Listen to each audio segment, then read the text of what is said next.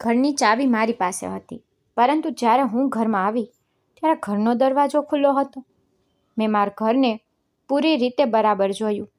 આ ચાવી કઈ વસ્તુની હતી મને સમજાઈ રહ્યું નહોતું. પણ મારી નજર એક દરવાજા પર પડી. જ્યારે મેં દરવાજો ખોલીને જોયું તો મારા કદમ પાછળ હટી ગયા. મારું નામ પ્રિયા છે. મારા આખા મોહલ્લામાં સૌથી સુંદર છોકરી હતી. બધા મારી સુંદરતાના ખૂબ વખાણ કરતા હતા. મારી આંખો ખૂબ મોટી મોટી હતી. મારો રંગ પણ ખૂબ ગોરો હતો. હું મારા પિતાની ખૂબ લાડકી હતી. તે મને ખૂબ પ્રેમ કરતા. ક્યારેક મા અને દીદી મને વઢતા તો પણ તે હંમેશા મારી સાઈડ લઈને મને બચાવી લેતા. બધું ખૂબ સારી રીતે ચાલી રહ્યું હતું. થોડા સમય પછી મારી માએ મારી બહેન અને ભાઈના લગ્ન કરી દીધા. અમે 3 બહેન ભાઈ હતા. મારી બહેનનું નામ આકાંક્ષા અને ભાઈનું નામ રવિ હતું. હવે ઘરમાં ભાભી આવી ચૂક્યા હતા અને દીદી પોતાના સાસરે જતી રહી. ઘરમાં લગ્નના કારણે સગા સંબંધીઓ રોકાયેલા હતા.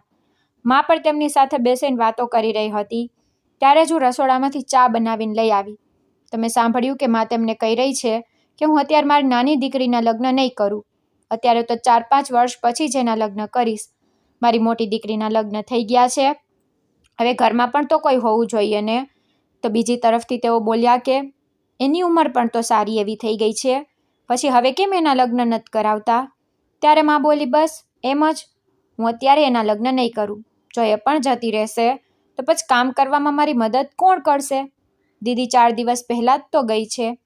માની આ વાતો સાંભળીને મને ખૂબ ખરાબ લાગ્યું. મારા દિલમાં પહેલીવાર મા માટે નારાજગી આવી. મને લાગ્યું હતું કે મા મને દીકરી નથી સમજતી, પણ પોતાના કામ માટે ઘરમાં રોકી રાખવા માંગે છે. પરંતુ મેં એ સમયે તો કોઈને કંઈ ન કહ્યું અને ચૂપચાપ મારા રૂમમાં જતી રહી. થોડા દિવસ આમ જ વીતવા લાગ્યા. પછી અચાનક મારી જિંદગીમાં એક એવું તોફાન આવ્યું જેણે બધું બદલી નાખ્યું. મારા પિતાનું અવસાન થઈ ગયું. તેમના ગયા પછી મને એવું લાગ્યું કે જાણે મારા માથા પરથી આકાશ જ હટી ગયું હોય. હું કેટલી રાતો સુધી રોતી રહેતી અને હર પળે તેમની વાતો યાદ આવતી. તે કેવી રીતે મારું ધ્યાન રાખતા, કેવી રીતે મારી દરેક નાની મોટી વાત સમજી જતા. હવે ઘરમાં કોઈ એવું નહોતું જે મને સમજી શકે. મા પણ પહેલાં જેવી રહી નહોતી. તે હંમેશા કામ અને પૈસાની ચિંતામાં લાગેલી રહેતી. ભાઈ તો પોતાની નવી પરણેલી જિંદગીમાં વ્યસ્ત હતો અને ભાભી પણ મારી સાથે વધારે વાત કરતા નહોતા. હું અંદર ને અંદર ખૂબ એકલી થઈ ગઈ. પરંતુ મને ખબર નહોતી કે મારી જિંદગીમાં ત્યારે હજુ પણ ઘણું બધું થવાનું બાકી છે. થોડા દિવસો પછી મારી જિંદગીમાં એક છોકરો આવ્યો. એનું નામ વિજય હતું. તે અવારનવાર મને જોયા કરતો. જ્યારે હું બજાર જતી કે છત પર કપડાં સૂકવવા જતી તો એની નજરો હંમેશા મને શોધી લેતી હતી. પહેલાં હું એને નજરઅંદાજ કરતી, પરંતુ ધીમે ધીમે મને પણ એની હાજરી અનુભવાવા લાગી. તે ખૂબ જ હેન્ડસમ હતો. એના ચહેરા પર હંમેશા એક પ્યારી મુસ્કાન રહેતી. એક દિવસ એણે પોતાનો નંબર મારી તરફ ફેંક્યો, પણ મેં ઉપાડ્યો નહીં. બીજા દિવસે ફરી એણે એવું જ કર્યું અને પછી હું પણ આગળ વધી ગઈ. પરંતુ એ દિવસે ના જાણે કેમ મારું દિલ ન માન્યું. હું પાછી ગઈ અને એનો નંબર ઉપાડી લીધો. ઘરે આવીને મેં કાગળને કેટલી વાર વાંચ્યો. પછી ખૂબ વાર સુધી વિચારતી રહી કે મારે એને મેસેજ કરવો જોઈએ કે નહીં. આખરે મેં હિંમત ભેગી કરી અને મેં એને મેસેજ કરી દીધો. થોડી જ સેકન્ડમાં એનો જવાબ આવી ગયો. એ પછી અમારી વાતો શરૂ થઈ ગઈ. પહેલાં થોડી ઘણી વાત થતી, પછી કલાકો સુધી વાતો થવા લાગી. તે મને એટલી પ્યારી વાતો કહેતો કે મારું દિલ ખુશ થઈ જતું હતું. તે કહેતો કે પ્રિયા, તું દુનિયાની સૌથી સુંદર છોકરી છે. તું હસે છે તો લાગે છે જાણે ફૂલ ખીલી ગયા હોય. ક્યારેક કહેતો કે હું તારા વગર એક દિવસ પણ નથી રહી શકતો. ક્યારેક કહેતો કે હું તારી સાથે લગ્ન કરવા માંગુ છું. એની વાતો સાંભળીને મારા ચહેરા પર મુસ્કાન આવી જતી હતી. ધીમે ધીમે મને પણ એનાથી પ્રેમ થવા લાગ્યો. હવે મારો દિવસ એના ગુડ મોર્નિંગથી શરૂ થતો અને એના ગુડ નાઇટ પર પૂરો. હું આખો દિવસ એના મેસેજની રાહ જોતી રહેતી.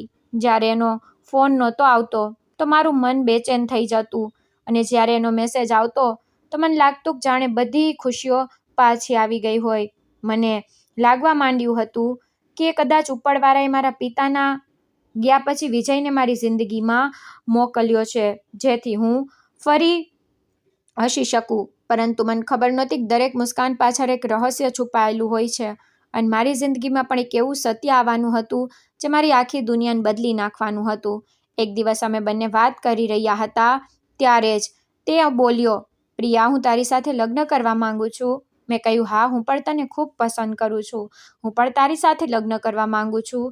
તો તે બોલ્યો, પરંતુ પ્રિયા, હું મારા માનો એકમાત્ર દીકરો છું અને તે ઈચ્છે છે કે મારા લગ્ન કોઈ અમીર છોકરી સાથે થાય અને તેમને ખૂબ વધારે કરિયાવર મળે. પરંતુ મને આ બધી વસ્તુઓની કોઈ લાલચ નથી. હું લગ્ન કરીશ તો ફક્ત તારી સાથે જ. મેં કહ્યું, મારી મા પણ કદાચ નહીં માને, પરંતુ હું તેમને મનાવી લઈશ. પછી અમે બંને નિર્ણય કર્યો કે હવે પોતાના ઘરવાળાઓને બધું સાચે સાચું કહી દેવું જોઈએ. ત્યાં એણે પણ પોતાના ઘરવાળાઓને બધું કહી દીધું અને અહીં મેં પણ મારા માને સાફે સાફ કહી દીધું કે હું લગ્ન કરીશ તો ફક્ત વિજય સાથે, એના સિવાય કોઈ બીજા સાથે નહીં. મારી વાત સાંભળતા જ માએ મારા મોં પર જોરદાર થપ્પડ મારી દીધી અને બોલી, બસ આ તો સાંભળવાનું બાકી રહી ગયું હતું, તે તો મારી ઇજ્જત માટીમાં મેળવી દીધી. પછી તેમણે મને ખૂબ સંભળાવ્યું. હું રોતી રહી, પણ મારી વાત પર અડી રહી. કેટલાય દિવસો સુધી ઘરમાં આ જ વાતને લઈને ઝઘડો ચાલતો રહ્યો. કોઈ મારી વાત સાંભળવા તૈયાર નહોતું, પરંતુ હું પણ વિજય સિવાય કોઈ બીજા સાથે લગ્ન કરવા વિશે વિચારી પણ શકતી નહોતી. પછી એક દિવસ માએ દીદી અને ભાઈ સાથે આ વિશે વાત કરી તો દીદી બોલી, માં, કરી દો આના લગ્ન, એમ પણ આને એક દિવસ પોતાના ઘરે જવાનું જ છે. હવે જો આની પસંદગીથી લગ્ન થઈ રહ્યા છે તો થવા દો, ઓછામાં ઓછું કરિયાવરનો ખર્ચ તો નહીં કરવો પડે અને એમ પણ લગ્ન પછી અમે આની સાથે કોઈ સંબંધ નહીં રાખીએ. ભાઈએ પણ એ જ કહ્યું કે હા, લગ્ન પછી આનો અમારી સાથે કોઈ સંબંધ ન રહે, આ જ્યાં જશે ત્યાંની જ થઈને રહી જશે. હું એ બધાની વાતો સાંભળી રહી હતી. એમની વાતો મારા દિલને ખૂબ ચોટ પહોંચાડી રહી હતી. એવું લાગી રહ્યું હતું કે જાણે હું એમની દીકરી નહીં પણ કોઈ બોજ છું. પરંતુ એ સમયે મને આ વાતોથી વધારે ફરક નહોતો પડી રહ્યો, કારણ કે હું ફક્ત વિજય સાથે લગ્ન કરવા માંગતી હતી. આખરે ખૂબ બહેસ અને લડાઈ પછી મારા ઘરવાળા માની ગયા. ત્યાં વિજયના ઘરવાળા પણ માની ગયા, કારણ કે તે પોતાના ઘરનો એકમાત્ર દીકરો હતો. એણે પોતાની માને સાફ કહી દીધું કે જો એના લગ્ન મારી સાથે નહીં થાય તો તે પોતાનો જીવ આપી દેશે. એની મા પોતાના એકમાત્ર દીકરાને ખોવા નહોતી માંગતી, એટલા માટે આખરે તેમણે પણ હા પાડી દીધી અને પછી અમારા લગ્ન થઈ ગયા. અમારા લગ્નમાં કોઈ ખુશ નહોતું, ફક્ત અમે બંને ખુશ હતા. પરંતુ અમારા માટે એટલું જ કાફી હતું. અમને લાગી રહ્યું હતું કે હવે અમારી જિંદગી ખૂબ સારી હશે અને અમે હંમેશા ખુશ રહીશું. લગ્ન પછી થોડા સમય સુધી બધું કોઈ સપના જેવું લાગી રહ્યું હતું. વિજય હંમેશા મારી આગળ પાછળ ફરતો રહેતો. તે મારી સાથે ખૂબ પ્રેમભરી વાતો કરતો, મારી નાની નાની વાતોનું ધ્યાન રાખતો અને ઘરના કામોમાં પણ મારી મદદ કરી દેતો હતો. હું પોતાને ખૂબ નસીબદાર સમજતી હતી, પરંતુ એની માને અમારું આ રીતે ખુશ રહેવું બિલકુલ પસંદ નહોતું. તે હર સમય અમને જોતી રહેતી અને તેમના ચહેરા પર નારાજગી સાફ દેખાતી રહેતી. ધીમે ધીમે તેમનું વર્તન મારા પ્રત્યે બદલાવા લાગ્યું. થોડા જ મહિનાઓ પછી મારી માનું અવસાન થઈ ગયું અને આ મારા માટે ખૂબ મોટો આઘાત હતો. જ્યારે હું છેલ્લી વાર મારી માને જોવા મારા પિયર ગઈ તો ત્યાં પણ મને દુઃખ જ મળ્યું. માના અંતિમ સંસ્કાર પછી મારા ભાઈએ સાફે સાફ કહી દીધું કે આજે તો તું અહીં આવી છે તો આવી ગઈ, પરંતુ હવે ફરીથી અહીં આવવાની કોશિશ પણ ન કરતી. અમારો તારી સાથે કોઈ સંબંધ નથી. તે તારી મરજીથી લગ્ન કર્યા હતા, હવે ત્યાં જ રહે જ્યાં તારા લગ્ન થયા છે. એની આ વાત સાંભળીને મારું દિલ તૂટી ગયું. હું ખૂબ રોઈ, પરંતુ મારી પાસે ચૂપ રહેવા સિવાય કોઈ રસ્તો નહોતો. પછી હું પાછી મારા સાસરે લોટી આવી. હું ખૂબ એકલતા અનુભવી રહી હતી, પરંતુ હું પોતાને એ જ કહીને સમજાવી લેતી હતી કે મારી પાસે વિજય છે અને જ્યાં સુધી તે મારી સાથે છે મને કોઈ બીજાની જરૂર નથી. પરંતુ મને ખબર નહોતી ને કે સમય ધીમે ધીમે બદલાવાનો છે. ધીમે ધીમે એની માનું વર્તન વધુ ખરાબ થવા લાગ્યું. તે મારી દરેક વાતમાં ખામી કાઢતી. હું ગમે તેટલું સારું કામ કરી લઉં, તેમને ક્યારેય કંઈ સારું નહોતું લાગતું. જો હું જમવાનું બનાવું તો એમાં ખામી, જો સફાઈ કરું તો એમાં ખામી, જો કપડાં ધોઉં તો કહેતી કે ફરીથી ધો. હું સવારથી રાત સુધી ઘરના કામોમાં લાગેલી રહેતી, પરંતુ છતાંય એમની ફરિયાદો તો પૂરી જ નહોતી થતી. બીજી તરફ તે વિજય પણ કામનો ખૂબ વધારે બોજ નાખવા લાગી. તેને કહેતી કે જો કામ નહીં કરે તો ઘર કેવી રીતે ચાલશે? આ છોકરીને તો લઈ આવ્યો, પણ આને ખવડાવશે શું? આ બધું સાંભળીને વિજય આખો દિવસ ઘરની બહાર કામ કરતો રહેતો. તે સવારે જતો અને મોડી રાત સુધી થાક્યો પાક્યો ઘરે પાછો ફરતો હતો. પહેલાં તે ઘરે આવતા જ મારી પાસે બેસતો, પરંતુ હવે તો તે ખૂબ ચૂપ રહેવા લાગ્યો હતો. એનો થાક અને પરેશાનીઓ વધતા જઈ રહ્યા હતા અને આ જ કારણે અમારા વચ્ચે નાની નાની વાતો પર બહેસ થવા લાગી. ક્યારેક કોઈ વાત પર તો ક્યારેક કોઈ વાત પર ઝઘડો થઈ જતો અને જ્યારે પણ અમારા વચ્ચે લડાઈ થતી તો તે પોતાની મા પાસે જતો રહેતો અને એની મા એને ઉશ્કેરતી રહેતી. ધીમે ધીમે કરીને વખત વીતવા લાગ્યો. અમારા લગ્નને પૂરો 1 વર્ષ થઈ ચૂક્યો હતો. પરંતુ હજુ સુધી અમારું કોઈ બાળક નહોતું થયું. મારી સાસુને તો બસ મને મેણા મારવાનું એક નવું બહાનું મળી ગયું. દરરોજ મને કંઈક ને કંઈક સંભળાવતી રહેતી. ક્યારેક કહેતી કે ના જાણે કેવી છોકરી અમારા ઘરે આવી ગઈ છે, ના કરિયાવળ લઈને આવી અને ના ઘરનો દીવો આપી રહી છે. ક્યારેક કહેતી કે ખબર નહીં કઈ અશુભ ઘરીમાં એનો પગ આ ઘરમાં પડ્યો હતો. તેમના મોંમાંથી નીકળેલો દરેક શબ્દ મારા દિલને તો ખૂબ ચોટ પહોંચાડતો, પરંતુ હું છતાંય ચૂપ રહેતી, કારણ કે મને લાગતું કે એક દિવસ બધું સરખું થઈ જશે. એક દિવસ તે મને સમજશે અને અપનાવી લેશે. પરંતુ એવું કંઈ ન થયું, બલકે સમયની સાથે તેમની નફરત વધુ વધતી ગઈ. વિજય પણ હવે પહેલાં જેવો રહ્યો નહોતો. તે મોટાભાગનો સમય પોતાની માની વાતોમાં આવી જતો અને મારાથી દૂર દૂર રહેવા લાગ્યો હતો. હું તો અંદરને અંદર તૂટતી જઈ રહી હતી, પણ કોઈને કંઈ કહેતી નહોતી.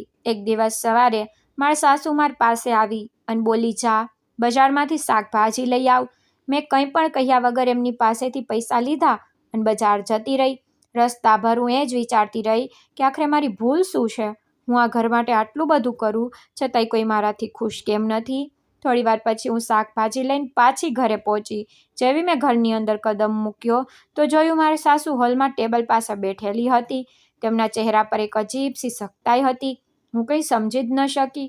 ત્યારે જ તેમણે મારી તરફ જોયું અને બોલી, આ કાગળ ઉપાડ, પોતાના કપડાં લે અને અમારા ઘરમાંથી નીકળી જા. એમની વાત સાંભળીને હું હેરાન રહી ગઈ. મને સમજાયું જ નહીં કે અચાનક થઈ શું ગયું છે. મેં ડરતા ડરતા પૂછ્યું, માજી શું થયું છે? શું મારાથી કોઈ ભૂલ થઈ ગઈ? તો તેમણે ગુસ્સાથી કહ્યું, વધારે સવાલ ન કર, બસ આ કાગળ ઉપાડ અને આના પર સહી કરી દે, પછી અહીંથી જતી રહે. મેં તો ધ્રુજતા હાથે કાગળ ઉપાડ્યો, વાંચવા લાગી. જેવી મારી નજરે કાગળો પર ગઈ, મારા તો હોશ ઉડી ગયા. તે છૂટાછેડાના કાગળો હતા. મેં એકવાર વાંચ્યું, પછી બીજી વાર વાંચ્યું, પછી ત્રીજી વાર વાંચ્યું, પરંતુ મને વિશ્વાસ જ નહોતો થતો કે જે લખ્યું છે તે સાચું છે. મારા હાથ ધ્રુજવા લાગ્યા, આંખો સામે અંધારું છવાવા લાગ્યું. એવું લાગી રહ્યું હતું કે જાણે કોઈએ મારી આખી દુનિયા એક પળમાં જ ઉજાડી દીધી હોય. એ કાગળો પર વિજયની પણ સહી હતી. આ જોઈને મારું દિલ જોર જોરથી ધડકવા લાગ્યું, પરંતુ વિજય ત્યાં ક્યાંય દેખાઈ રહ્યો નહોતો. વારંવાર આમ તેમ જોવા લાગી. કદાચ તે ક્યાંકથી આવી જાય અને કહી દે કે આ બધું જૂઠું છે, પરંતુ એવું કંઈ ન થયું. મેં તરત મારો ફોન કાઢ્યો અને વિજયને કોલ કર્યો. ફોન વાગતો રહ્યો પણ કોઈએ ઉપાડ્યો નહીં. મેં ફરી કોલ કર્યો, પછી સતત કેટલી વાર કોલ કરતી રહી, પરંતુ દર વખતે કાં તો રિંગ વાગતી રહી અથવા તો ફોન બંધ આવવા લાગ્યો. હવે મને સમજાવવા લાગ્યું કે કદાચ આ બધું પહેલાંથી જ નક્કી હતું અને મને જાણી જોઈને કંઈ જણાવવામાં નહોતું આવ્યું. આ વિચારતા જ મારા પગ નીચેથી જમીન સરકી ગઈ. હું ત્યાં જ જમીન પર બેસી ગઈ અને ધ્રુસકે ધ્રુસકે રોવા લાગી. મારા સાસુ મને રોતી જોઈને પણ બિલકુલ પીગળી નહીં, બલકે બોલી કે જેટલું રોવું હોય રોઈ લે, પણ હવે આ ઘરમાં તારા માટે કોઈ જગ્યા નથી. વિજયે પોતે તને છૂટાછેડાનો નિર્ણય કર્યો છે. આ સાંભળીને મને વધુ મોટો આઘાત લાગ્યો, કારણ કે જે માણસ માટે મેં મારા ઘરવાળાઓને છોડી દીધા, જે માણસને મેં મારી આખી દુનિયા માની, એ જ આજે મને કંઈ પણ કહ્યા વગર છોડીને જતો રહ્યો હતો. હું તો વારંવાર વિચારી રહી હતી કે આખરે મારી ભૂલ શું હતી. શું મેં પ્રેમ કરીને ભૂલ કરી? શું એના માટે પોતાનો પરિવાર છોડવી મારી ભૂલ હતી? કે પછી આ ઘરને પોતાનું ઘર સમજવું મારી સૌથી મોટી ભૂલ હતી? મારી આંખોમાંથી આંસુ રોકાવાનું નામ નહોતા લઈ રહ્યા અને મને એવું લાગી રહ્યું હતું કે જાણે મારી જિંદગીનું બધું જ એ જ પડે પૂરું થઈ ગયું. તત મારી સાસુ મને બોલી કે હવે આ જૂઠા આંસુઓનું નાટક અહીં ન કર, જલ્દીથી પોતાના કપડાં ઉપાડ અને મારા ઘરમાંથી નીકળ. એમના અવાજમાં સહેજ પણ દયા નહોતી. એવું લાગી રહ્યું હતું કે જાણે તે આ જ દિવસની રાહ જોઈ રહી હતી. હું તો ધ્રુજતા કદમોથી મારા રૂમ તરફ આગળ વધવા લાગી. મારા માટે રૂમ સુધી જવું પણ ખૂબ મુશ્કેલ થઈ રહ્યું હતું, કારણ કે રૂમ સાથે મારી કેટલીક યાદો જોડાયેલી હતી. જેવી હું રૂમની અંદર ગઈ, મારી નજર દરેકે વસ્તુ પર પડવા લાગી જે મને વિજયની યાદ અપાવી રહી હતી. રૂમની દિવાલ પર અમારા લગ્નની તસવીર લાગેલી હતી. કબાટની ઉપર અમારો એક હસતો ફોટો મૂકેલો હતો. પલંગ પર બેસતા જ મને બધા દિવસો યાદ આવવા લાગ્યા જ્યારે વિજય મારી સાથે કલાકો સુધી બેસીને વાતો કરતો, જ્યારે તે મને જોઈને હસતો, જાણે એણે મને વચન આપ્યું કે ચાહે કંઈ પણ થઈ જાય તે હંમેશા મારો સાથ આપશે. એ બધી વાતો યાદ કરીને મારું દિલ વધુ તૂટી ગયું. હું તસવીરને હાથમાં લઈને ધ્રુસકે ધ્રુસકે રોવા લાગી. મારી સમજમાં નહોતું આવી રહ્યું કે આખરે એ જ માણસ મારી સાથે આવું કેવી રીતે કરી શકે છે, જેના માટે મેં મારું બધું જ છોડી દીધું. ઓછામાં ઓછું તે એક વાર તો મારી સાથે વાત તો કરી શકતો હતો, મને જણાવી શકતો હતો કે આખરે મારી ભૂલ શું હતી, પરંતુ એણે તો મને એટલી પણ જરૂરી ન સમજી કે એક વાર તો સામે આવીને પોતે કંઈ કહી દે. હું તો ઘણી વાર સુધી રોતી રહી. પછી કોઈક રીતે પોતાને સંભાળી અને કબાટ ખોલીને પોતાના કેટલાક કપડાં કાઢવા લાગી. મારી પાસે એમ પણ વધારે કંઈ નહોતું. મેં મારા કેટલાક સૂટ અને જરૂરી સામાન એક નાના બેગમાં રાખ્યો અને ધીમે ધીમે રૂમની બહાર આવી ગઈ. જેવી હું હોલમાં પહોંચી, મારા સાસુએ આંચકા સાથે મારા હાથમાંથી બેગ ઝૂંટવી લીધો અને એને ખોલીને જોવા લાગી. તેમણે એક એક કપડું બહાર કાઢ્યું, એક એક વસ્તુને ઉથલાવીને જોઈ. પછી બોલી, યા કહેવું તો નથી ને કે અમારા ઘરનો કોઈ સામાન ચોરીને લઈ જઈ રહી હોય? એમની વાત સાંભળીને મારી આંખોમાં ફરી આંસુ આવી ગયા. કારણ કે જે ઘરને મેં પોતાનું ઘર સમજ્યું, આજે એ જ ઘરમાં મારા પર ચોરીનો શંકા કરવામાં આવી રહ્યો હતો. પરંતુ મેં કંઈ ન કહ્યું, કારણ કે મારી અંદર હવે લડવાની તાકાત જ નહોતી બચી. તેમણે આખો બેગ જોઈ લીધો, પણ તેમને એમાં એવું કંઈ ન મળ્યું, કારણ કે મેં મારા કપડાં સિવાય કંઈ પણ નહોતું રાખ્યું. આખરે તેમણે બેગ મારી તરફ ફેંકી દીધો. મેં ચૂપચાપ બેગ ઉપાડ્યો અને કંઈ પણ બોલ્યા વગર ઘરમાંથી બહાર નીકળી ગઈ. દરવાજાની બહાર કદમ મૂકતા જ મારી આંખો સામે દિવસ ફરી ગયો જ્યારે હું દુલ્હન બનીને પહેલીવાર આ ઘરમાં આવી હતી. ત્યારે મેં વિચાર્યું હતું કે હવે આ જ ઘર મારું ઘર છે, હવે આ જ મારી દુનિયા છે અને હું મારી આખી જિંદગી અહીં જ વિતાવીશ. પરંતુ આજે એ જ ઘરમાંથી મને આ રીતે કાઢવામાં આવી રહી હતી, જાણે હું ક્યારેય આ ઘરનો હિસ્સો ન હતી. હું ધીમે ધીમે રોડ પર ચાલવા લાગી. મને તો સમજ નહોતું આવી રહ્યું કે હવે ક્યાં જાઉં. મારું પોતાનું કહેવાવાળું કોઈ બચ્યું નહોતું. ત્યારે જ મનમાં ભાઈનો ખ્યાલ આવ્યો. મેં વિચાર્યું, ચાહે તે મારાથી નારાજ હોય, પરંતુ આખરે તે મારો સગો ભાઈ છે. લોહીનો સંબંધ આટલી સરળતાથી થોડો પૂરો થઈ શકે? એને તો એ પણ નથી ખબર કે હું કઈ હાલતમાં છું. જો એને ખબર પડશે કે મારી સાથે આટલો મોટો ધોખો થયો, તો તે જરૂર મારો સાથ આપશે. આખરે હું એની નાની બહેન છું. બાળપણમાં તે મને કેટલો પ્રેમ કરતો હતો, મારા માટે લડી જતો. મન સેજ પણ વાગતું તો સૌથી પહેલાં તે જ પરેશાન થઈ જતો. આ બધું વિચારીને મારા મનમાં એક નાની આશા જાગી. મેં નિર્ણય કર્યો કે હું મારા ભાઈના ઘરે જઈશ. કદાચ દુનિયામાં જો કોઈ મારું પોતાનું બચ્યું છે તો તે મારો સગો ભાઈ જ છે. આ વિચારીને મેં મારા આંસુ લૂછ્યા, બેગ ઉપાડ્યો, ભારે મન સાથે મારા ભાઈના ઘર તરફ ચાલી નીકળી. મને ખબર નહોતી કે ત્યાં મારા માટે શું રાહ જોઈ રહ્યું છે, પરંતુ મારી પાસે હવે બીજો કોઈ રસ્તો પણ નહોતો. રોતા રોતા હું તો મારા ભાઈના ઘરે પહોંચી.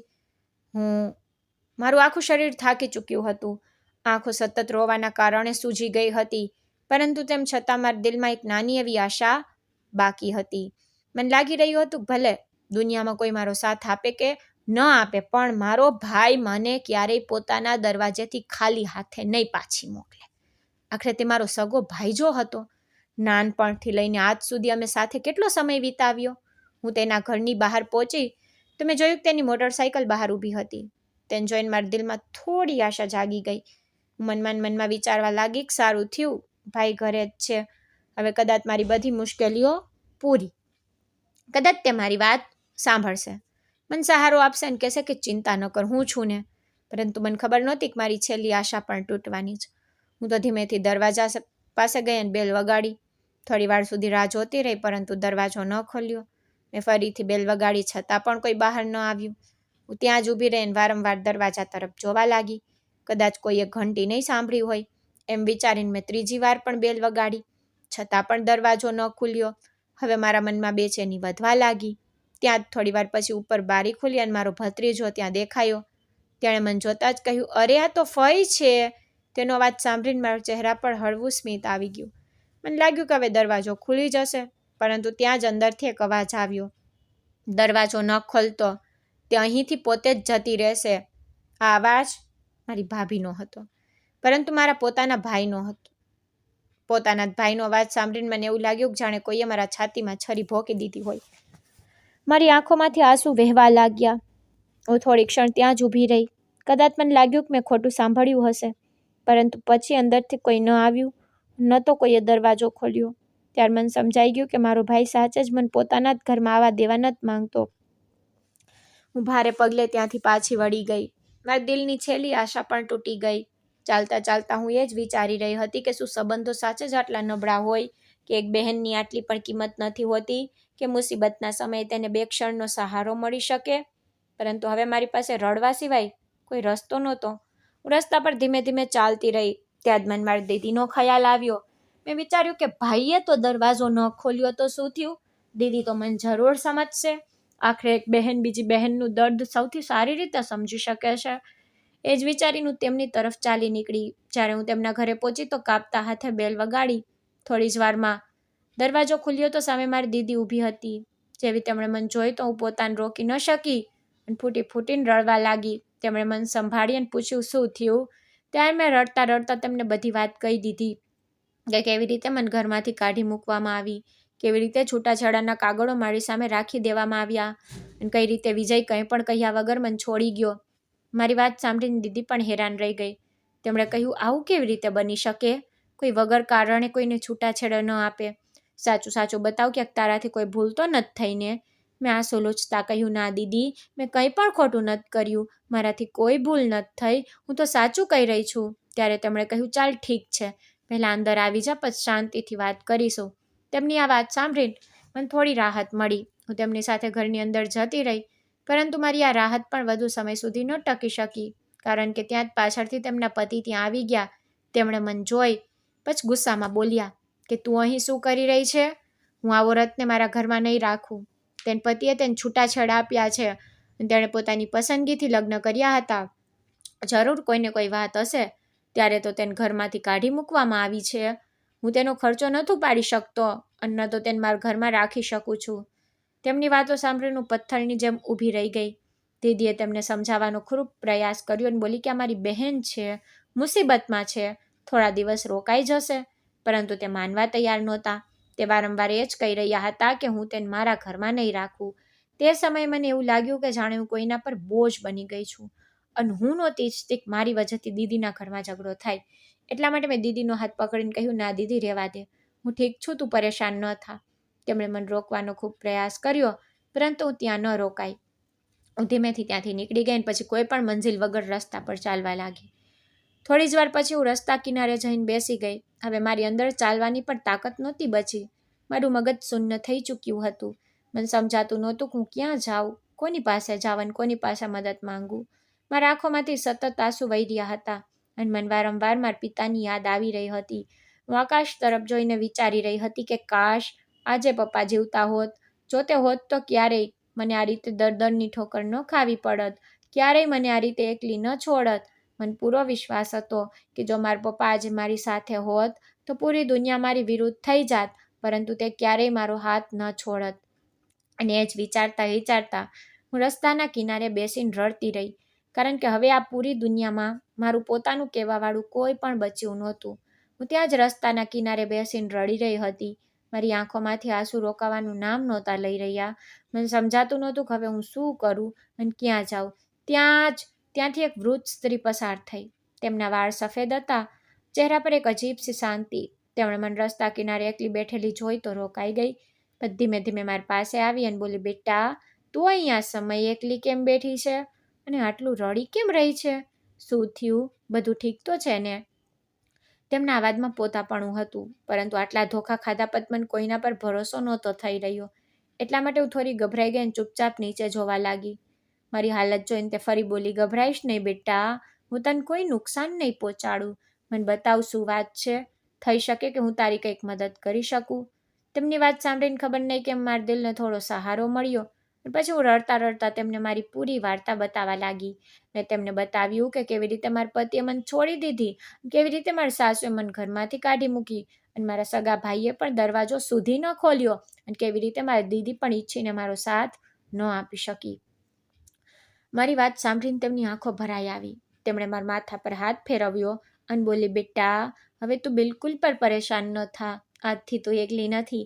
પણ તેમણે કહ્યું કે હું એક વિધવા આશ્રમ ચલાવું છું. ત્યાં ઘણી એવી સ્ત્રીઓ રહે છે જેમની જિંદગીમાં પણ ઘણા દુઃખ આવ્યા છે. કાંઈને તેમના પોતાના છોડી ગયા, કાંઈને પોતાના સ્વજનોને ખોઈ દીધા, પરંતુ હવે અમે બધા એક પરિવારની જેમ રહીએ છીએ. જો તારી પાસે ક્યાંય જવાની જગ્યા નથી તો તું મારી સાથે ચાલી શકે છે. તેમની વાત સાંભળીને મારા આંખોમાં ફરીથી આંસુ આવી ગયા, પરંતુ આ વખતે આંસુ દુઃખના નહીં પણ રાહતના હતા, કારણ કે આટલા દિવસો પછી કોઈએ મને પોતાપણું આપ્યું હતું. મેં ધીમેથી હામાં માથું હલાવ્યું તો પ્રેમથી તેમણે મારો હાથ પકડ્યો અને પોતાની ગાડી તરફ લઈ ગયા. પછી તેમણે મને ગાડીમાં બેસાડી અને અમે ત્યાંથી નીકળી ગયા. રસ્તા ભર હું બારીમાંથી બહાર જોતી રહી અને વિચારતી રહી કે કદાચ ઉપરવાળાએ મારી મદદ માટે જ તેમને મોકલ્યા છે. થોડીવાર પછી અમે એક મોટા આશ્રમની સામે પહોંચ્યા. ત્યાંનું વાતાવરણ ખૂબ શાંત હતું. જેવી હું અંદર ગઈ, મેં જોયું ત્યાં ઘણી બધી સ્ત્રીઓ હતી. કોઈ ઘરડી, કોઈ મારી ઉંમરની, તો કોઈ મારાથી પણ નાની. પરંતુ તે બધાની આંખોમાં એક દર્દ છુપાયેલું હતું. એવું લાગી રહ્યું હતું જાણે દરેક પાસે પોતાની એક દુઃખ ભરેલી વાર્તા છે. કંઈક સ્ત્રીઓ રસોઈ બનાવી રહી હતી, કંઈક સીવણ કામ કરી રહી હતી, કંઈક સફાઈ કરી રહી હતી અને કંઈક એકબીજા સાથે બેસીને વાતો.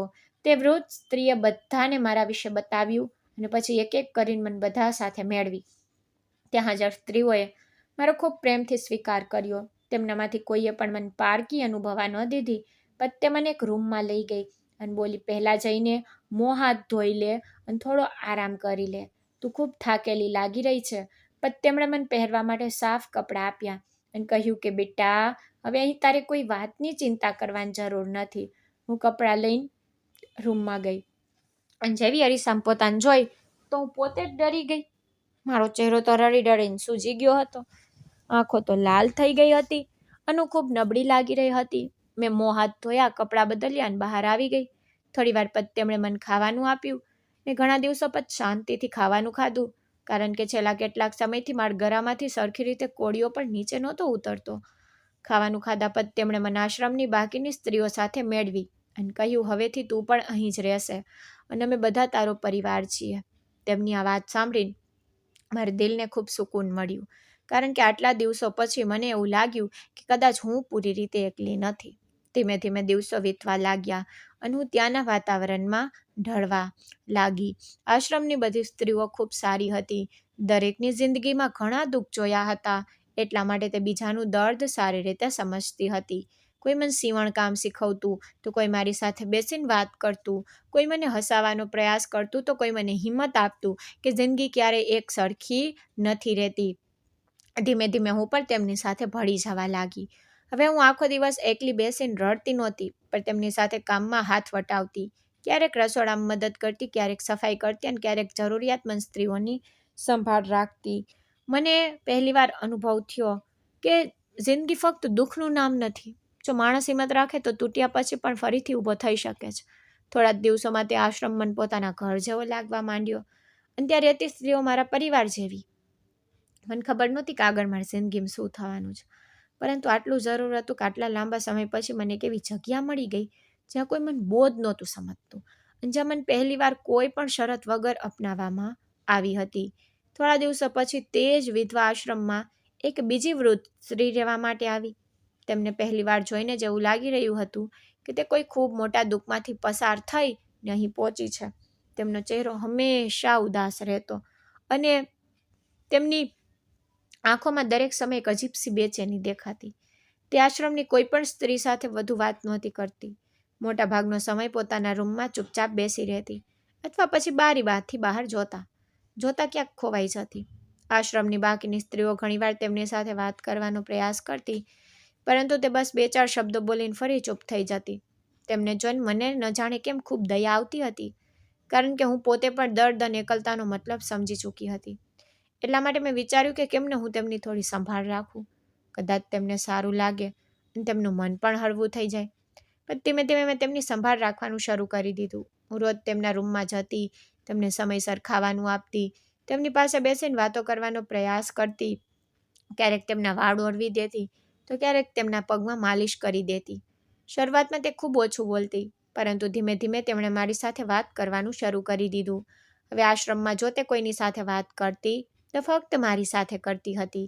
બાકી બધાથી તે અંતર બનાવીને જ રાખતી હતી. તેમનું આ વર્તન જોઈને આશ્રમની બાકીની સ્ત્રીઓને ખૂબ અજીબ લાગતું. ઘણીવાર તો તે મને પૂછતી પણ હતી કે આખરે એવી શું વાત છે જે તે ફક્ત તારી સાથે જ કરે છે.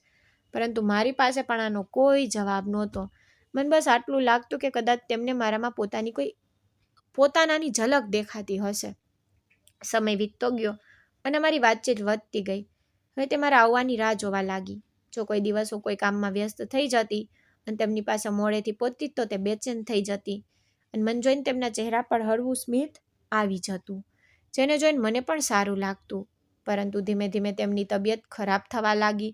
પહેલાં તો તેમને હળવી નબળાઈ રહેતી, પરંતુ પછી તેમની હાલત દિવસે ને દિવસે બગડવા લાગી. હવે તે પહેલાંની જેમ ચાલી પણ નહોતી શકતી. ઘણીવાર તો તેમને પલંગ પરથી ઊભા થવામાં પણ ખૂબ મુશ્કેલી થતી હતી. આશ્રમના માલિક અને બાકીની સ્ત્રીઓ પણ તેમનું ધ્યાન રાખતી હતી, પરંતુ મોટાભાગનો સમય હું જ તેમની પાસે રહેતી, તેમને દવા આપતી, ખાવાનું ખવડાવતી અને રાત્રે પણ ઘણી વાર ઉઠીને તેમની હાલત જોવા જતી રહેતી. મને ખબર નહોતી કે કેમ, પણ મને તેમના માટે મારા દિલમાં ખૂબ પોતાપણું હતું. ક્યારેક મને લાગતું કે જાણે મારો તેમની સાથે કોઈ જૂનો સંબંધ હોય. તે ઘણીવાર મને ખૂબ વાર સુધી જોતી રહેતી, જાણે કંઈક કહેવા માંગતી હોય, પણ પછી ચૂપ થઈ જતી. ઘણીવાર તેમના હોઠ હલતા, પરંતુ શબ્દો બહાર નહોતા નીકળતા. હું તેમને પૂછતી પણ હતી કે શું વાત છે, તમે મારી સાથે કંઈક કહેવા માંગો છો શું? પરંતુ તે દર વખતે હસીને વાત ટાળી દેતી. તેમની આંખોમાં જાણે કોઈ રહસ્ય છુપાયેલું હતું, જેને તે બતાવવા માંગતી હતી, પરંતુ કોઈ કારણસર બતાવી નહોતી શકતી. આ વાત હવે મને પરેશાન કરવા લાગી, કારણ કે મને અનુભવ થતો કે તે પોતાના દિલમાં ખૂબ મોટો બોજ લઈને જીવી રહી છે અને તેને મારી સાથે વહેંચવા માંગે છે. દિવસો વીતતા ગયા અને તેમની હાલત વધુ ખરાબ થતી ગઈ. હવે તે મોટાભાગનો સમય પલંગ પર જ રહેતી. તેમનું શરીર ખૂબ નબળું થઈ ચૂક્યું હતું અને અવાજ પણ પહેલાં કરતાં ઘણો ધીમો થઈ ગયો હતો. એક દિવસ સવારે જ્યારે હું તેમના રૂમમાં ગઈ તો તેમની હાલત જોઈને ગભરાઈ ગઈ. તેમનો ચહેરો પીળો પડી ગયો અને શ્વાસ પણ ખૂબ ઝડપથી ચાલી રહ્યા હતા. હું તરત જ તેમની પાસે જઈને બેસી ગઈ અને તેમનો હાથ પકડી લીધો. તેમણે ધીમેથી મારી તરફ જોયું. તેમની આંખોમાં આંસુ હતા. એવું લાગી રહ્યું હતું કે જાણે તે ખૂબ પરેશાન છે. તે વારંવાર કંઈક બોલવાનો પ્રયાસ કરી રહી હતી, પરંતુ શબ્દો સાફ નહોતા નીકળી રહ્યા. હું તેમની વધુ નજીક ગઈ અને બોલી, માજી, જો તમે મારી સાથે કંઈક કહેવા માંગો છો તો કહો. હું અહીં જ છું. હું તમારી વાત સાંભળી રહી છું. તેમણે કાપતા હાથે મારો હાથ મજબૂતીથી પકડી લીધો અને પછી કંઈક બળબડવા લાગી. તેમનો અવાજ આટલો ધીમો હતો કે હું સરખી રીતે સાંભળી નહોતી શકતી, પરંતુ આટલું સાફ હતું કે તે મારી સાથે કોઈ ખૂબ જરૂરી વાત કહેવા માંગતી હતી. કદાચ કોઈ એવું સત્ય જે તેમણે વર્ષોથી પોતાના દિલમાં છુપાવીને રાખ્યું હતું. કદાચ કોઈ એવું રહસ્ય જે તેમની જિંદગી સાથે જોડાયેલું હતું, અથવા મારી જિંદગી સાથે તેમનો કોઈ એવો સંબંધ હતો જેના વિશે મને કંઈ પણ ખબર નહોતી. તે દિવસે તેમની આંખોમાં એક અજીબસી બેચેની હતી અને મને લાગ્યું કે જાણે તે મારી સાથે ખૂબ જરૂરી વાત કરવા માંગે છે. હું તો તેમની પાસે બેઠી. તેમની હાલત જોઈને મારું દિલ ખૂબ ગભરાઈ રહ્યું હતું. તેમણે અચાનક મારો હાથ મજબૂતીથી પકડી લીધો. તેમની આંખોમાંથી તો આંસુ વહી રહ્યા હતા. એવું લાગી રહ્યું હતું કે જાણે તે મને કોઈ ખૂબ જરૂરી વાત બતાવવા માંગતી હોય, પરંતુ તેમનો અવાજ તેમનો સાથ નહોતો આપી રહ્યો. તે વારંવાર એક જ સરનામાનું નામ દોહરાવી રહી હતી. હું ધ્યાનથી તેમની વાત સાંભળવાનો પ્રયાસ કરી રહી હતી, પરંતુ તે ફક્ત એ જ સરનામું વારંવાર બોલી રહી હતી. તેમના ચહેરા પર બેચેની સાફ દેખાઈ રહી હતી. ત્યાં તેમણે કાપતા હાથે પોતાના ખિસ્સામાં હાથ નાખ્યો અને એક નાની એવી ચાવી કાઢીને મારા હાથમાં મૂકી દીધી. પછી તેમણે મારી તરફ જોયું અને ફરીથી એ જ સરનામાનું નામ લેવા લાગી. હવે મારી ચિંતા વધુ વધી ગઈ. મેં તેમનો હાથ પકડીને કહ્યું, માજી, આખરે શું વાત છે? શું એ સરનામા પર તમારું કોઈ પોતાનું રહે છે? જો કોઈ છે તો તમે બતાવો. હું અત્યારે જ જઈને તેને બોલાવી લાવું છું. તમે ચિંતા ન કરો. પરંતુ તે કંઈક કહેવા ઈચ્છીને પણ કહી નહોતી શકતી. તેમના હોઠ કાપી રહ્યા હતા અને આંખોમાંથી સતત આંસુ વહી રહ્યા હતા. એવું લાગી રહ્યું હતું કે જાણે તેમના દિલમાં કોઈ ખૂબ મોટો રાઝ દફન છે, જેને તે મરતા પહેલા મને બતાવવા માંગે છે.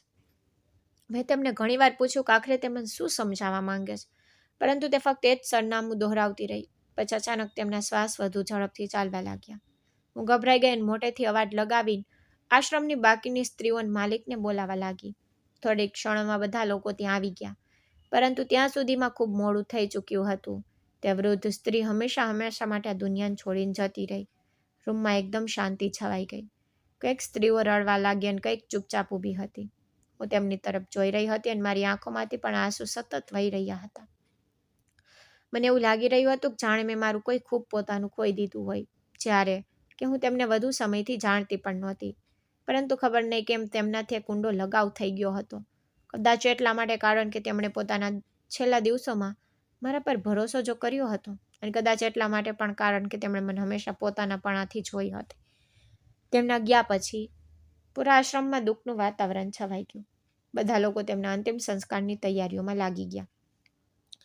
પછીના દિવસે તેમના વિશે કંઈક જરૂરી માહિતી એકઠી કરવાનો પ્રયાસ કરવામાં આવ્યો. ત્યારે ખબર પડી કે તેમનો કોઈ વારસદાર નહોતો. તેમનો કોઈ દીકરો કે દીકરી, ભાઈ કે બહેન, કોઈ સગા સંબંધી નહોતા જે તેમનો અંતિમ સંસ્કાર કરી શકે. આ વાત સાંભળીને વધારે હેરાન રહી ગઈ. જો તેમનું આ દુનિયામાં કોઈ નહોતું તો પછી તે છેલ્લા સમયે વારંવાર સરનામાનું નામ કેમ લઈ રહી હતી અને તે ચાવી મને કેમ આપીને ગઈ? આખરે ચાવીઓનો શું મતલબ હતો અને ઘરમાં એવું શું હતું જેને તે બચાવવા માંગતી હતી, જેને તે બતાવવા માંગતી હતી? આ બધા સવાલો મારા મગજમાં વારંવાર ફરી રહ્યા હતા, પરંતુ કોઈની પાસે આ પ્રશ્નોનો કોઈ જવાબ નહોતો. અંતિમ સંસ્કાર પછી જ્યારે હું મારા રૂમમાં પાછી આવી ત્યારે મેં મારા પર્સમાંથી ચાવી કાઢી અને મોડે સુધી તેને જોતી રહી. તે કોઈ સાધારણ ચાવી નહોતી લાગી રહી, કારણ કે જે રીતે તેમણે તેને સાચવીને રાખી હતી અને મરતા પહેલાં મને સોંપી હતી તેનાથી સ્પષ્ટ ખબર પડતી હતી કે તેનું કંઈ બહુ મોટું મહત્વ હતું.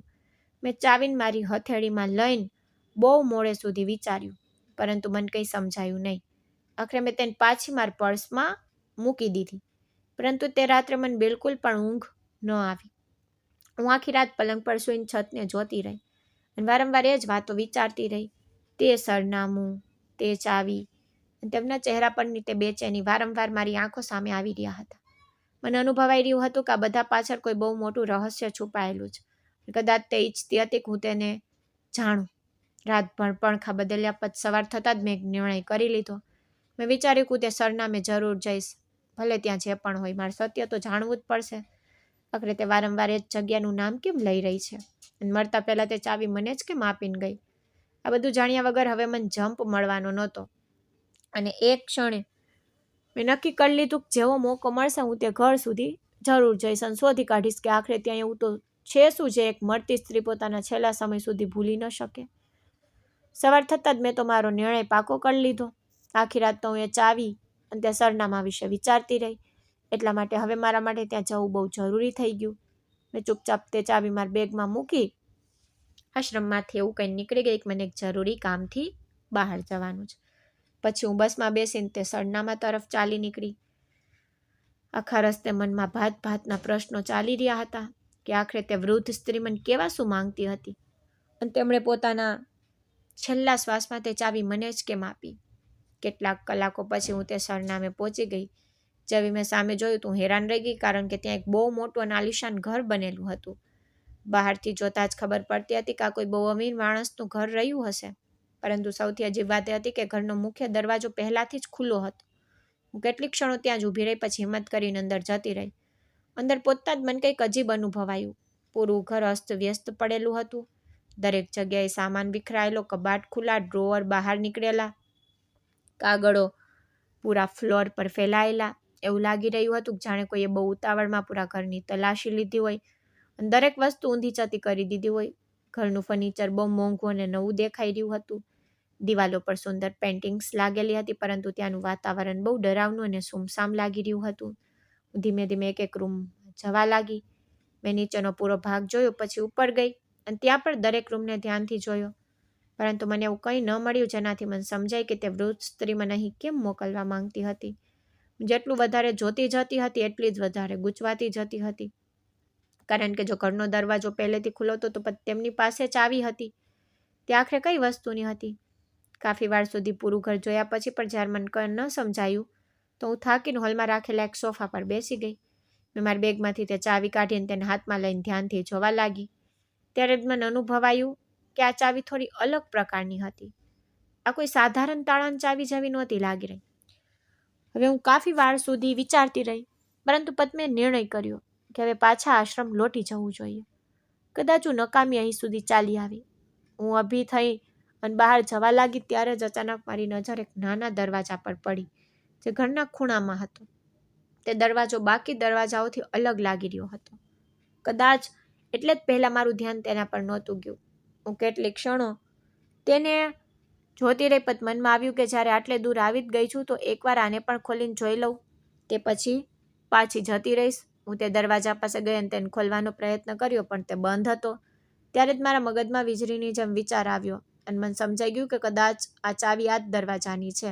મારું દિલ ઝડપથી ધડકવા લાગ્યું.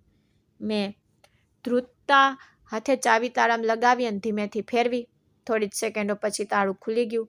હવે મારી ગભરામણ વધુ વધી ગઈ. મેં ધીમેથી દરવાજો ખોલ્યો અને અંદર પગ મૂક્યો, પરંતુ જેવી મારી નજર રૂમની અંદર ગઈ, મારા પગ તળિયેથી જમીન સરકી ગઈ. મારી આંખો ફાટી રહી ગઈ અને હું કેટલીક ક્ષણો માટે ત્યાં જ સદબદ ઊભી રહી ગઈ. મને મારી આંખો ઉપર વિશ્વાસ નહોતો થઈ રહ્યો. રૂમની અંદર ચારે તરફ મોટા મોટા બોક્સ અને લોખંડના કબાટો રાખેલા હતા. કેટલાક બોક્સ ખુલ્લા હતા અને તેમાં નોટોના બંડલો ભરેલા હતા. કેટલીક જગ્યાએ સોનાના બિસ્કિટ રાખેલા હતા. કેટલાક કબાટોમાં સોનાના ઘરેણાં અને કિંમતી સામાન ભરેલો હતો. ત્યાં એટલી દોલત હતી જેટલી મેં મારી પૂરી જિંદગીમાં ક્યારેય સપનામાં પણ નહોતી વિચારી. વારંવાર મારી આંખો ચોળીને જોઈ રહી હતી, પરંતુ જે કંઈ મારી સામે હતું તે સત્ય હતું. મારા હાથ ધ્રુજવા લાગ્યા અને દિલ તો એટલી ઝડપથી ધડકવા લાગ્યું કે મને લાગ્યું કે જાણે બહાર નીકળી આવશે. હું સમજી જ નહોતી શકી રહી કે એક એકલી વૃદ્ધ સ્ત્રી પાસે આટલા પૈસા અને આટલું સોનું ક્યાંથી આવ્યું. અને સૌથી મોટી વાત એ હતી, પછી હું ઝડપથી તે રૂમમાંથી બહાર આવી અને સૌથી પહેલાં જઈને ઘરનો મુખ્ય દરવાજો બંધ કરી દીધો, કારણ કે મને ડર લાગી રહ્યો હતો કે જો કોઈએ અંદર ઝાંખી લીધું કે કોઈને આ રૂમ વિશે ખબર પડી ગઈ તો બહુ મોટી મુસીબત ઊભી થઈ શકે છે. તે પછી હું પાછી તે રૂમમાં ગઈને ત્યાં રાખેલા પૈસા અને સોનાના બિસ્કિટને ઘરના અલગ અલગ ભાગોમાં છુપાવી દીધા. મેં તેમને એવી જગ્યાએ રાખ્યા જ્યાં કોઈ વિચારી પણ ન શકે. આ બધું કર્યા પછી મારા મનને થોડી શાંતિ મળી. પછી હું ઘરની બહાર નીકળી અને સામે રોડની બીજી તરફ એક ચોકીદાર બેઠેલો દેખાયો. હું તેની પાસે ગઈને તેને પૂછ્યું કે આ ઘરમાં કોણ રહેતું હતું. મારી વાત સાંભળીને તે બોલ્યો, બેટી, અહીં એક બૂઢી સ્ત્રી રહેતી હતી. બિચારીનું આ દુનિયામાં કોઈ નહોતું, ન કોઈ બાળક, ન કોઈ સગા સંબંધી. તેનો પતિ બહુ મોટો બિઝનેસમેન હતો અને કાફી અમીર માણસ હતો, પરંતુ કેટલાક વર્ષો પહેલાં તેમનું અવસાન થઈ ગયું. તે પછીથી તે સ્ત્રી એકલી રહેવા લાગી. ધીમે ધીમે તેની માનસિક હાલત પણ બગડવા લાગી. રાત્રે ઘણીવાર તેના ચીસો પાડવાના અને રડવાના અવાજો આવતા હતા. એટલા માટે મોહલ્લાવાળા પણ તેનાથી અંતર જાળવી રાખતા હતા. પછી એક દિવસ તે ઘર છોડીને ક્યાંક જતી રહી. તે પછી આ ઘર ખાલી પડેલું છે. હવે તો લોકો એ જ વિચારી રહ્યા છે કે આ ઘર પર આખરે કબજો કોનો થશે. તેની વાતો સાંભળીને મને સમજાઈ ગયું કે તે જ વૃદ્ધ મહિલા વિશે વાત કરી રહ્યો હતો, જે આશ્રમમાં મારી સાથે રહેતી. મેં તરત જ કહ્યું કે હું તેમની દૂરની સંબંધી છું અને હવે હું જ અહીં રહેવા આવી છું. આ સાંભળીને ચોકીદારે વધારે સવાલ જવાબ ન કર્યા અને હું પાછી ઘરની અંદર આવી ગઈ. પરંતુ હવે મારા મનમાં એક ડર પણ હતો કે જો કોઈને તે રૂમ અને તેમાં રાખેલી દોલત વિશે ખબર પડી જાય તો લોકો કંઈ પણ કરી શકતા હતા. એટલા માટે મેં બહુ વિચારી સમજીને નિર્ણય કર્યો. આગળ કેટલાક દિવસોમાં મેં ધીમે ધીમે કરીને તે પૈસા મારા બેંક ખાતામાં જમા કરાવી દીધા અને બાકીના જરૂરી કામ પણ પૂરા કરી લીધા. તે પછી મેં તે જૂના ઘરનું સમારકામ કરાવ્યું, દિવાલો પર નવો કલર કરાવ્યો, તૂટેલી વસ્તુઓ સરખી કરાવીને જ્યારે ઘર પૂરી રીતે નવું જેવું થઈ ગયું તો મેં તેને બહુ સારા દામમાં વેચી દીધું. પછી મેં શહેરથી કાફી દૂર એક શાંત વિસ્તારમાં નવું ઘર ખરીદ્યું. ત્યાં કોઈ મને નહોતું ઓળખતું અને ન તો મારા ભૂતકાળ વિશે કોઈને કંઈ ખબર હતી. મેં તે ઘરને મારા મન મુજબ સજાવ્યું, સુંદર પડદા લગાવડાવ્યા, નવું ફર્નિચર ખરીદ્યું, દિવાલો પર રંગ કરાવ્યો અને તેને સુંદર ઘર બનાવી દીધું.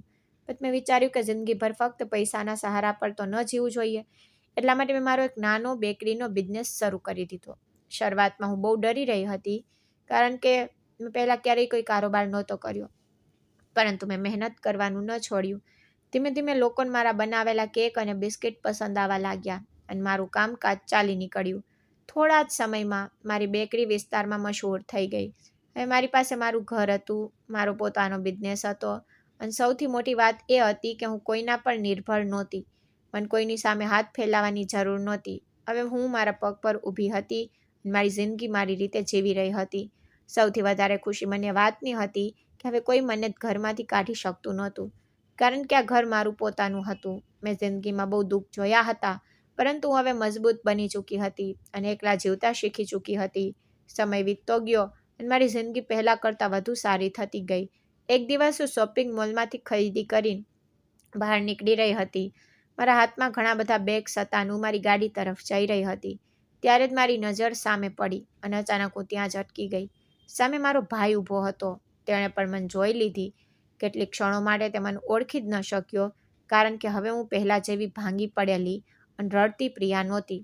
મારા ચહેરા પર આત્મવિશ્વાસ હતો, સારા કપડાં પહેરેલા હતા અને મારી જિંદગી પૂરી રીતે બદલાઈ ચૂકી હતી. બીજી તરફ મારો ભાઈ મને જોઈને દંગ રહી ગયો. તેના ચહેરાનો રંગ બદલાઈ ગયો, કારણ કે તેને કદાચ આજ સુધી એવું જ લાગતું કે હું ક્યાંક રસ્તાઓ પર ભટકતી રહી હોઈશ અને દુઃખોમાં જિંદગી કાપી રહી હોઈશ. પરંતુ તેને શું ખબર હતી કે ઉપરવાળાએ મારી જિંદગીને પૂરી રીતે બદલી નાખી. હું મન ઉપરવાળાનો આભાર માનવા લાગી, કારણ કે જ્યારે દુનિયાના બધા દરવાજા મારા માટે બંધ થઈ ગયા હતા, ત્યારે તેને મારા માટે નવા રસ્તા ખોલી આપ્યા. તેને મને માથું છુપાવવા માટે પોતાનું ઘર આપ્યું, મારા પગ પર ઊભા રહેવાની તાકાત આપી, અને સૌથી મોટી વાત, મને ફરીથી જીવતા શીખવ્યું. આજે મારી પાસે મારું ઘર હતું, મારો પોતાનો બિઝનેસ હતો, મારી પોતાની ઓળખ હતી, અને સૌથી મોટી વાત, મારા દિલમાં હવે કોઈના માટે કોઈ ફરિયાદ નહોતી. કારણ કે મેં શીખી લીધું હતું કે જિંદગીમાં ગમે તેટલી મુશ્કેલીઓ આવે, જો માણસ હિંમત ન હારતો તો એક દિવસ તેની જિંદગી જરૂર બદલાય છે. અને આજે ખરેખર હું બહુ ખુશ હતી. તો મિત્રો, સ્ટોરી સારી લાગી તો લાઈક, શેર, સબસ્ક્રાઈબ જરૂરથી કરજો. ધન્યવાદ.